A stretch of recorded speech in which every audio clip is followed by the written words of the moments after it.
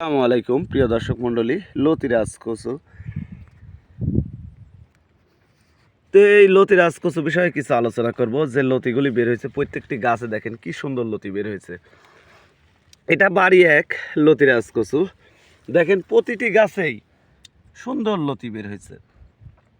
আর এই কচুটা চাষ করার নিয়ম হচ্ছে লাইনে 1 হাত পর পর, আর এক লাইন থেকে আর এক লাইন 1.5 হাত, এভাবে লতিরাজ কচু চাষ করতে হবে।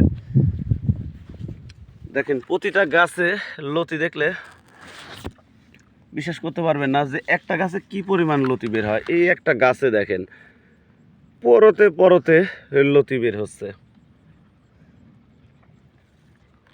আমরা এই কচুতে দেখা যায় যে 1 বিঘা জমি চাষ করলে প্রতি সপ্তাহে 6 মণ 7 মণ লতি উৎপাদন করা যায়। আর প্লাস সাথে আপনারা